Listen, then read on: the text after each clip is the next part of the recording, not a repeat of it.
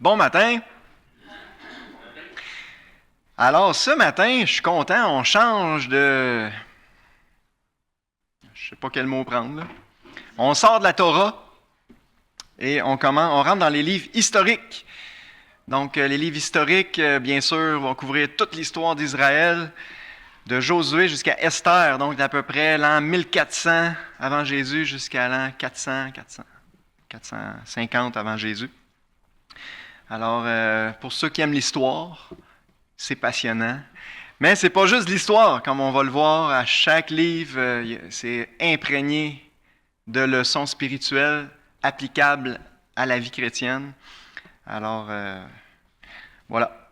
Josué, vous êtes prêts? 1, 2, 3, go! L'auteur du livre, bien que le nom de l'auteur ne soit pas précisé, Josué occupe une place de choix parmi ses rédacteurs potentiels. En effet, il fut le témoin oculaire privilégié des événements rapportés. On peut dire que c'est le personnage principal du livre. Il est possible qu'il ait formé un assistant et que ce dernier ait terminé le livre en ajoutant des commentaires tels que ceux relatifs à sa mort. Comme pour la fin du Deutéronome, c'est sûr que ce n'est pas Josué qui a rédigé les derniers versets. Mais... excusez. Ben ouais, dans le cas de Josué. Bref, on n'est pas certain, mais c'est une possibilité très probable que ce soit Josué lui-même qui ait mis par écrit les principaux événements de sa propre vie, sa propre expérience. Josué avait observé la rédaction progressive du texte sacré effectuée par Moïse. Rappelons-nous, c'est qui Josué? Là? C'est le serviteur de Moïse. Il a toujours été aux côtés de Moïse. C'était son bras droit pendant presque tout le ministère de Moïse. Donc, chaque fois que Moïse s'assoyait là, pour écrire la Torah, les 5 premiers livres, Josué a été témoin de ce processus-là. Il devait donc s'attendre à poursuivre aussi cette tâche particulièrement importante et à transcrire à son tour le récit des interventions divines durant la conquête de Canaan. Même si ce n'est pas lui personnellement qui l'a rédigé, c'est certain que Moïse a dit « Hey Josué, faut que tu continues le travail. » Ce n'est que le début de l'histoire. Certains faits appuient l'hypothèse que Josué soit l'auteur. La tradition juive, avec ce que ça vaut, là, les Juifs en général ont toujours vu Josué comme l'auteur. Et la déclaration du chapitre 24, verset 26. Ceux qui ont leur Bible, je vous invite à tourner. Josué 24, verset 26. On y lit « Josué écrivit ces choses dans le livre de la loi de Dieu. Il prit une grande pierre... » Bon, c'est surtout cette phrase-là. « Josué écrivit ces choses dans le livre de la loi de Dieu. » Fait que, peut-être qu'il n'est pas l'auteur de tout le livre de Josué qu'on a entre les mains, mais certainement qu'il en a écrit un bout. On le voit dans ce verset-là. Là, je me rends compte que j'ai oublié mon cellulaire dans mon char, fait que j'ai pas l'heure devant moi. Jess, veux-tu me prêter le tien? Parce qu'il faut que je voie l'heure. Je me fais pas confiance. Toutefois, certains détails semblent indiquer qu'une autre personne soit l'auteur ou le rédacteur de ce livre. J'aurais le goût de dire, merci, le rédacteur final, ultime. Entre autres, le point de vue historique de celui qui écrit. Plusieurs versets, clairement, ont été ajoutés après, si on veut, les événements. On peut en lire quelques-uns en rafale, chapitre 4, verset 9. Vous allez comprendre ce qu'on veut dire par le point de vue historique de l'auteur. Josué 4, 9. Josué dressa 12 pierres au milieu du Jourdain, à la place où s'étaient arrêtés les pieds des sacrificateurs qui portaient l'arche de l'Alliance, et elles y sont restées jusqu'à ce jour. Voyez-vous, ça donne l'idée que la rédaction finale, la version finale en tout cas du livre, est un peu plus tardive. Là. Elles y sont restées jusqu'à ce jour. Même idée dans 6.25. Josué 6.25. Josué laissa la vie à Rahab, la prostituée, à la maison de son père, à tous ceux qui lui appartenaient. Elle a habité au milieu d'Israël jusqu'à ce jour.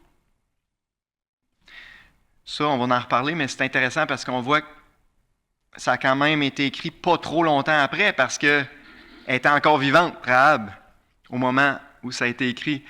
Elle habite au milieu d'Israël jusqu'à ce jour. Elle semble être vivante au moment où ces lignes-là sont écrites. Chapitre 7, verset 26. On éleva sur Akan un grand monceau de pierre qui subsiste encore aujourd'hui. Fait que, je vais arrêter là, mais ça revient souvent, cette idée-là. Donc, j'ai tendance à croire que c'est pas quelque chose de super important, là, mais Josué a certainement pris beaucoup de notes, rédigé le plus gros de ça, peut-être un de ses assistants, mais il semble que quelqu'un d'autre a comme fait la version finale pour placer ça un petit peu avec le recul de quelques années, on peut dire. Voilà. Mais le plus important, c'est que c'est un récit historique fiable qui a été écrit vraiment très peu de temps après les événements. Et c'est la parole de Dieu, c'est inspiré, peu importe qui a utilisé pour l'écrire. Temps et lieu. La conquête de Canaan débuta en 1405 avant Jésus, environ, selon la chronologie qu'on a déjà établie, et dura 7 ans. Comment on peut déduire ça, que la conquête a duré environ 7 ans? Par les paroles de Caleb, au chapitre 14. On peut tourner. Josué 14. C'est intéressant, là, Caleb nous donne des chiffres. Josué 14, verset 7. Caleb dit « J'étais âgé de 40 ans lorsque Moïse, serviteur de l'Éternel, m'envoya de Kadès-Barnéa pour explorer le pays. » Donc, le fameux épisode de Kadès-Barnéa, les 12 espions. Caleb nous dit « J'avais 40 ans. » Puis là, on saute au verset 10. « Maintenant, voici, l'Éternel m'a fait vivre. Comme il l'a dit, il y a 45 ans que l'Éternel parlait ainsi à Moïse lorsqu'Israël marchait dans le désert. » Puis là, il dit, je suis maintenant âgé de 85 ans. Et là, en passant, c'est après le plus gros de la conquête est fait, quand Caleb dit ça. On sait qu'entre Kadès-Barnéa et l'entrée dans la terre promise, il y a 38 ans. Parce que Kadès-Barnéa, c'est 2 ans après la sortie d'Égypte. Fait que 38 ans dans le désert. Puis là, il dit, ça fait 45 ans. On est à la fin de la conquête, ici. Il dit, ça fait 45 ans à Kadès-Barnéa. Fait que 45 moins 38, il reste 7 ans. Donc, on peut en déduire que la conquête du pays a pris environ 7 ans. Voilà. Suivi alors le partage du pays entre les 12 tribus. Donc, après la conquête, le pays a été partagé. C'est un des thèmes du livre, on va en reparler. Enfin, Josué mourut à l'âge de 110 ans, vers 1390 avant Jésus. Fait que pour ceux que ça intéresse, ça nous situe dans le temps. C'est dans ces années-là que les événements se sont déroulés. Rahab vivait encore à l'époque où Josué 6,25 a été écrit, j'en ai parlé tantôt. Elle a habité au milieu de nous jusqu'à ce jour. Donc, il semble qu'elle était encore vivante lors de la rédaction finale du livre. La date de rédaction la plus probable se situe donc entre 1405 et 1385 avant Jésus. On peut conclure que ce livre a été rédigé peu de temps après les événements au cours du 14e siècle avant Jésus. C'est ça le plus important, c'est évident que ça a été rédigé pas 300-400 ans plus tard. Okay? C'est des témoins de des témoins oculaires qui ont mis ces événements-là par écrit très peu de temps après les événements.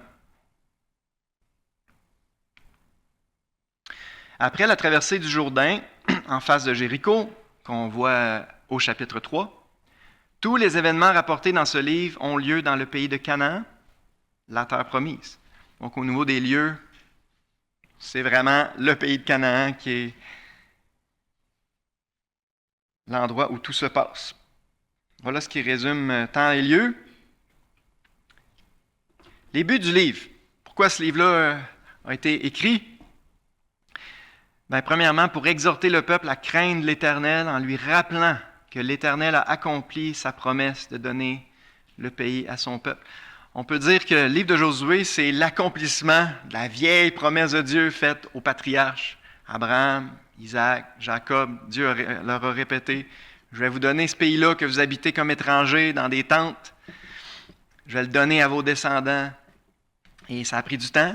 Ça a pris à peu près 430 ans avant que la promesse s'accomplisse, mais elle s'est accomplie. Dieu a vraiment donné le pays aux fils d'Israël. Et là, basé là-dessus, c'est le même principe pour nous aujourd'hui. Dieu vous a tout donné. À cette heure, aimez-le, craignez-le, suivez-le, servez-le. Dieu prend l'initiative de nous donner, de nous bénir. Et ensuite, il s'attend qu'on va répondre à son amour et qu'on va s'attacher à lui, qu'on va le craindre, qu'on va le servir. Et c'est un peu l'exhortation finale du livre. On peut tourner dans Josué 24. C'est vraiment une très belle conclusion de ce livre-là. Josué 24, versets 13 et 14. En fait, là, c'est... Ouais. « Je vous donnais un pays que vous n'aviez point cultivé, des villes que vous n'aviez point bâties, et que vous habitez, des vignes et des oliviers que vous n'avez point plantés. » J'ai-tu dit des vignes que vous n'avez pas bâties? Non, ok, phew. Des villes que vous n'avez pas bâties, puis des vignes que vous n'avez pas plantées, qui vous servent de nourriture. Je vous ai tout donné ça, Dieu dit. Maintenant, craignez l'Éternel. Servez-le avec intégrité et fidélité. Faites disparaître les dieux qu'ont servi vos pères de l'autre côté du fleuve, en Égypte, et servez l'Éternel. Fait que ce livre-là est vraiment un héritage pour le peuple d'Israël. Gardez tout ce que Dieu a fait pour vous. Il vous a donné ce pays-là de façon surnaturelle. Maintenant, l'Éternel est votre Dieu.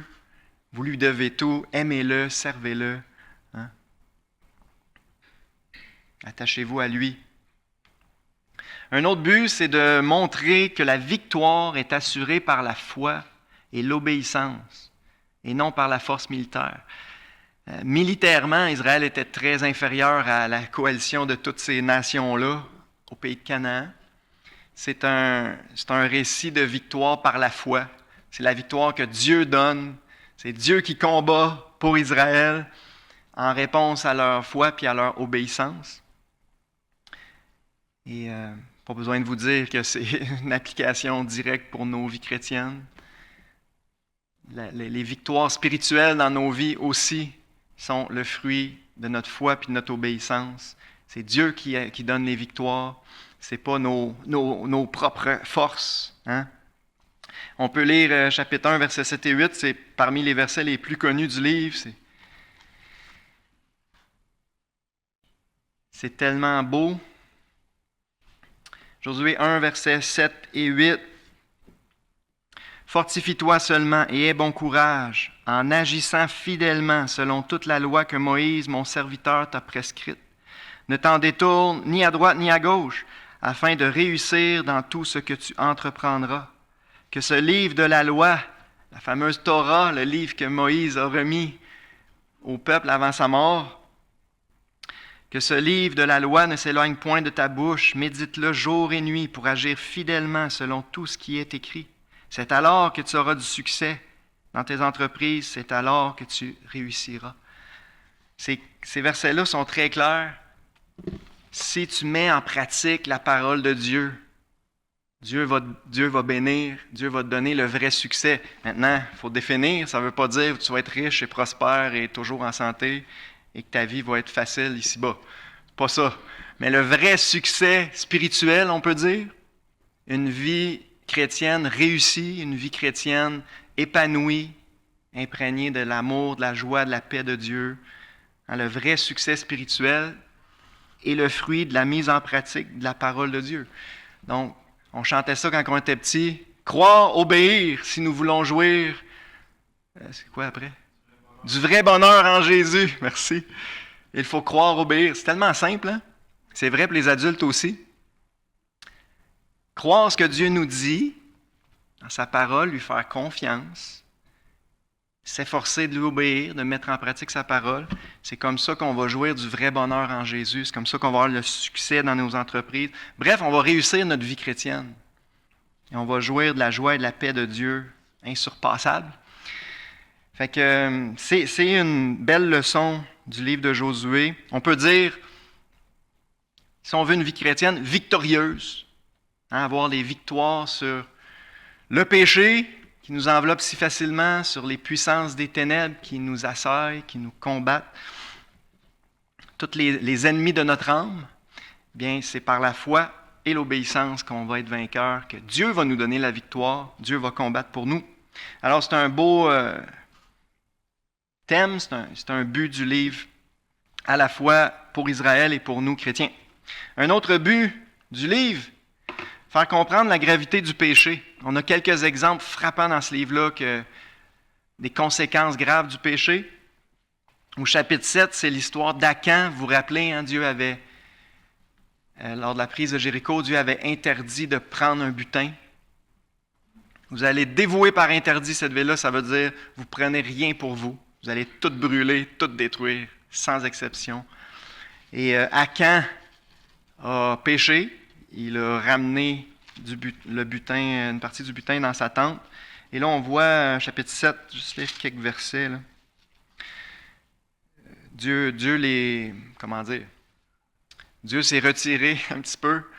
Il a permis qu'ils connaissent la défaite, que le peuple connaisse la défaite à cause du péché qui était au milieu du peuple.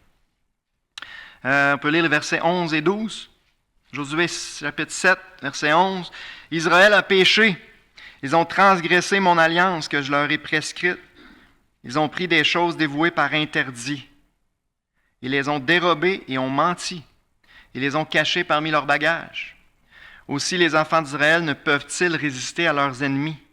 Ils tourneront le dos devant leurs ennemis, car ils sont sous l'interdit. Je ne serai plus avec vous si vous ne détruisez pas l'interdit du milieu de vous. » On voit la gravité du péché. Lorsqu'on est dans le péché, la bénédiction de Dieu se retire, sa grâce se retire en partie. Et là, on ne sera plus capable, on perd notre force spirituelle, on peut dire. On ne sera plus capable de vaincre nos ennemis. On va devenir misérable, on va connaître la défaite. Et ça, c'est des belles leçons spirituelles pour nous aujourd'hui. Si on tolère du péché dans notre vie, du péché conscient, parce qu'il y a certainement des péchés qu'on n'est pas conscient, Dieu nous les montre au fur et à mesure, mais du péché conscient, si on s'endurcit, on refuse de se repentir, on nourrit ces péchés-là, on les entretient, bien, on est comme sous l'interdit, et là, on va connaître la défaite. Ça ne sera plus une vie chrétienne victorieuse, ça va être une vie chrétienne difficile et pénible, jusqu'à temps qu'on s'humilie, qu'on se repente et qu'on enlève l'interdit du milieu de nous. C'est vraiment des belles leçons spirituelles que le peuple d'Israël a expérimenté ici et qui s'appliquent à tous les temps. Le péché brise notre communion avec Dieu et nous soustrait à sa pleine bénédiction. Il nous enlève notre force spirituelle, on peut dire, pour être vainqueur. Et on a la même idée. On peut tourner au chapitre 23.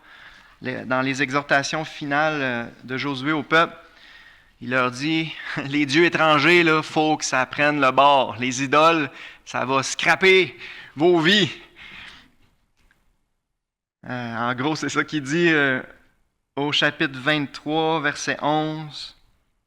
« Veillez donc attentivement sur vos âmes afin d'aimer l'Éternel, votre Dieu. Si vous vous détournez et que vous vous attachez au reste de ces nations qui sont demeurées parmi vous, si vous vous unissez avec elles par des mariages, si vous formez ensemble des relations, soyez certains que l'Éternel, votre Dieu, ne continuera pas à chasser ces nations devant vous, mais elles seront pour vous un piège et un filet, un fouet dans vos côtés, des épines dans vos yeux, jusqu'à ce que vous ayez péri de dessus ce bon pays que l'Éternel, votre Dieu, vous a donné. » C'est très solennel, Si vous vous détournez de Dieu puis vous attachez aux idoles de ce monde, soyez certains que vous allez être misérable et malheureux. Hein? Le péché a des conséquences. Et ce principe-là est permanent. C'est encore vrai pour le chrétien. Jacques écrit « Adulteurs que vous êtes, ne savez-vous pas que l'amour du monde est inimitié contre Dieu? Celui qui veut être ami du monde sera ennemi de Dieu. » Dieu est un Dieu jaloux. On en parlait, je pense, dans le livre des Nombres qu'on a. Il ne veut pas que notre cœur soit partagé. Il ne veut pas qu'on s'attache aux idoles de ce monde. Et le péché a des conséquences pour nous. Dieu, ça y enlève rien, lui. Mais nous, ça nous enlève tout. Je l'ai souvent répété, moi, c'est ma principale motivation vraiment de lutter contre le péché, c'est juste, je veux pas ma communion avec Dieu soit brisée.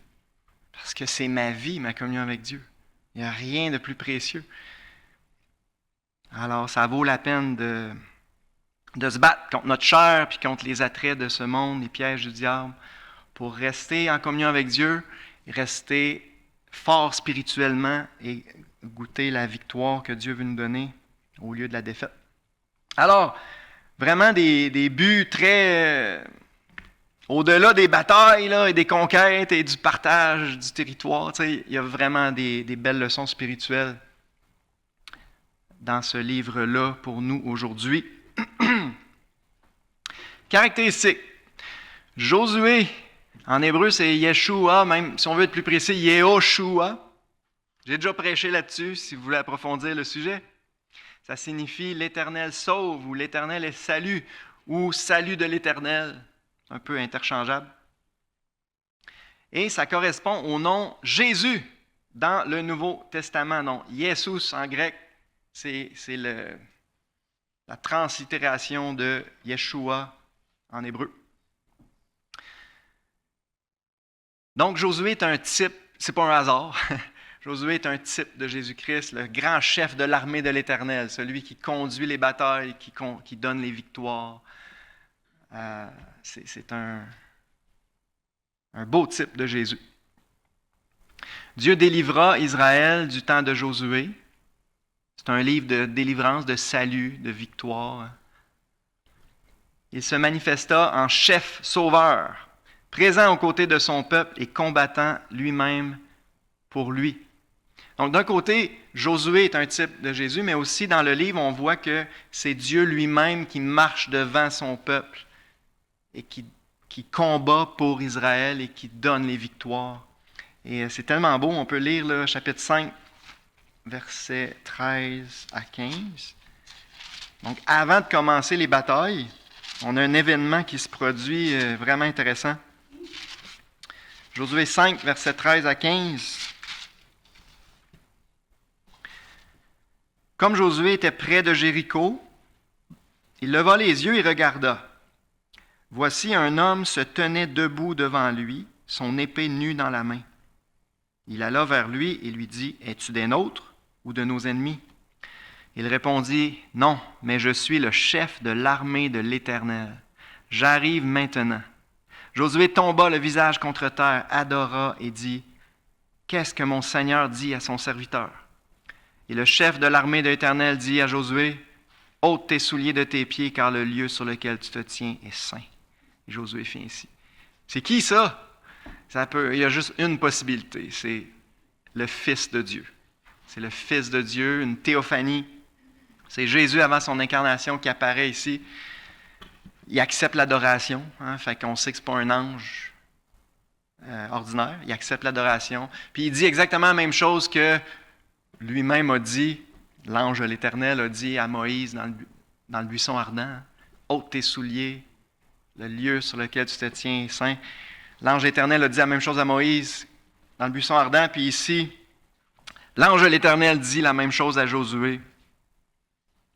Alors, Josué lui-même est un type de Christ, mais si on prend l'histoire de façon plus terre à terre, là, Christ lui-même marchait devant le peuple.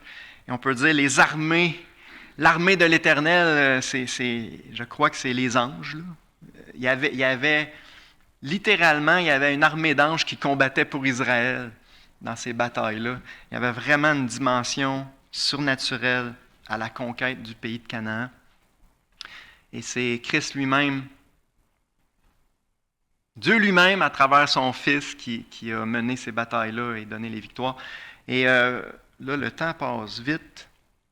Dans les autres versets, ça dit « L'Éternel a combattu pour vous. L'Éternel combattait devant vous. » Et c'est littéral. C'est ce qui s'est passé.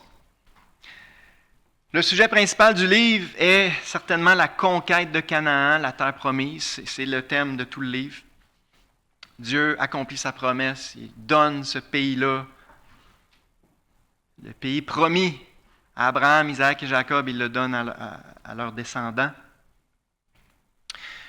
Si Dieu permettait à Israël de conquérir ce territoire, c'était certes d'abord pour honorer l'alliance qu'il avait conclue avec Abraham et avec ses descendants, mais aussi pour exercer son juste jugement contre ses habitants impies. Le déclin moral de ces nations adoratrices de faux dieux n'avait cessé de s'accentuer jusqu'à l'époque de Josué. Je me rappelle qu'on en a parlé quand on parlait de la Genèse. La première fois que Dieu a dit à Abraham qu'il allait... Oh, peut-être pas la première, en tout cas. Une des fois que Dieu a promis le pays à Abraham, il a dit « Ce sont tes descendants après la 4e génération qui vont venir prendre ce pays, parce que l'iniquité des Amoréens n'est pas encore à son comble. » C'est une des raisons que Dieu donne. Dieu a attendu que le péché des Amoréens, des nations cananéennes, soit à son comble, que ce soit rendu incurable avant de donner le feu vert à son peuple Israël de tuer ces nations-là. Okay? C'était à la fois l'accomplissement de la promesse pour Israël, mais à la fois un moyen de jugement pour ces nations-là qui étaient totalement corrompues. Et Dieu les a jugées en même temps par son peuple Israël. Et ça, on voit ça tout le long de l'Ancien Testament. Dieu s'est souvent servi aussi des nations païennes pour juger son peuple Israël lorsqu'il était rendu mûr pour le jugement, lorsqu'il n'y avait plus aucun espoir de repentance. C'est le jugement qui vient. Fait que ça a accompli un double but. Les principaux thèmes abordés dans le livre de Josué sont la fidélité de Dieu à ses promesses, on en a déjà parlé. C'était une des promesses principales faites aux patriarches, mais là, Dieu l'accomplit. On peut lire quand même quelques versets. Chapitre 1, versets 2 à 4, au tout début du livre.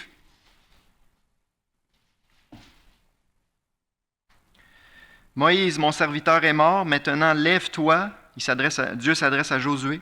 « Passe ce Jourdain, toi et tout le peuple, pour entrer dans le pays que je donne aux enfants d'Israël. Tout lieu que foulera la plante de votre pied, je vous le donne, comme je l'ai dit à Moïse. » Là, il décrit un peu le territoire. Verset 5. « Nul ne tiendra devant toi tant que tu vivras. Je serai avec toi comme j'ai été avec Moïse. Je ne te délaisserai point. Je ne t'abandonnerai point. Fortifie-toi, prends courage, car c'est toi qui mettras ce peuple en possession du pays que j'ai juré à leur père de leur donner. » Et on voit l'accomplissement de ça dans le livre de Josué. Dieu est fidèle à ses promesses. Il leur a donné ce pays-là. Un autre thème, c'est certainement le combat et la victoire. Dans ce cas-là, c'est très littéral. Le peuple doit combattre, vaincre les ennemis pour prendre possession du pays. Et il y a une application spirituelle évidente, là. Nous autres aussi, on a besoin de se battre pour avoir les victoires spirituelles que Dieu veut qu'on ait, pour prendre possession des bénédictions spirituelles que Dieu veut nous donner. Oui, Dieu nous les donne, mais on a notre part là-dedans. Il faut se battre. Par la foi et l'obéissance. Et c'est là que Dieu va nous donner la victoire, mais elle ne tombera pas du ciel sans qu'on ne fasse rien. Okay? Vous le savez déjà, si vous êtes chrétien depuis plus que 3 mois, il faut se battre. En tant que chrétien, c'est omniprésent. Troisième thème, la possession de l'héritage que Dieu donne. Donc, une grosse partie du livre, chapitre 13 à 22, parle de la distribution de l'héritage aux différentes tribus. Les mots posséder et possession sont utilisés 16 fois, le mot héritage 49 fois. Encore là, belle application spirituelle. Il y a deux volets. Il y a plein de choses que Dieu veut nous donner présentement dans la vie présente, des bénédictions spirituelles dont on peut prendre possession présentement dans notre vie chrétienne. Je crois que c'est l'application principale du livre de Josué. Puis bien sûr, il y a l'héritage éternel qui va suivre. De l'autre côté, mais rendu là, il n'y aura plus de bataille, il n'y aura plus d'ennemis autour, on n'aura plus besoin de se forcer à la foi et à l'obéissance rendu là au bord. C'est pour ça que je crois que l'application première, c'est vraiment la vie chrétienne. Le livre de Josué s'applique à nos vies chrétiennes. Et c'est présentement qu'on est appelé à prendre possession de l'héritage ou des bénédictions spirituelles que Dieu nous a préparées. On l'a déjà dit, la gravité du péché, c'est un des thèmes, avec l'histoire d'Acan surtout, puis l'histoire le danger des faux dieux, des idoles, l'influence des nations païennes qui ont subsisté autour du peuple dans le pays. Est-ce que ça passe vite? Ouais, je ne pourrais pas finir les caractéristiques. Pas grave. La grâce, dernier thème qu'on va voir ce matin, la grâce. Comme dans tout l'Ancien Testament, il y a des petites fenêtres qui pointent vers Jésus, qui pointent vers la nouvelle alliance, le salut par grâce. L'histoire de Rahab, ça en est une. On peut lire le chapitre 2, verset 18. Josué 2, 18. Donc, deux espions d'Israël s'adressent à Rahab, qui les avait reçus, protégés. À notre entrée dans le pays, attache ce cordon de fil cramoisi à la fenêtre par laquelle tu nous as fait descendre et recueille auprès de toi, dans ta maison, ton père, ta mère, tes frères et toute la famille de ton père. Donc, Rahab avait manifesté la foi. On n'a pas le temps, là, mais elle avait dit « Je le sais que votre Dieu, c'est le vrai Dieu. On a entendu ce que votre Dieu a fait. Il vous a fait sortir d'Égypte, traverser la mer Rouge, tout ça. On sait que Dieu vous a donné ce pays-là. Tous les habitants tremblent devant vous. Ayez pitié de moi, en gros. Je suis une païenne, je mérite la mort. En plus, c'était une prostituée, tu sais. Mais ayez pitié de moi. » Puis les représentants d'Israël ont dit « Attache ce fil rouge à ta fenêtre. Puis quand on va prendre possession de la ville, on va t'épargner. Puis ramasse le plus de monde autour de toi, ta famille, dans ta maison. Vous allez être épargnés. » Puis c'est ça qui s'est passé. Les seuls survivants de Jéricho, c'est Rahab et sa famille. Pourquoi? Elle a eu la foi. Puis elle a attaché le fil rouge à sa fenêtre. Que représente le fil rouge? Le sang précieux de Christ. C'est ce qui nous sauve, comme le sang de l'agneau autour du cadre de porte en Égypte. Et c'est un thème qui revient tout au long de l'Ancien Testament.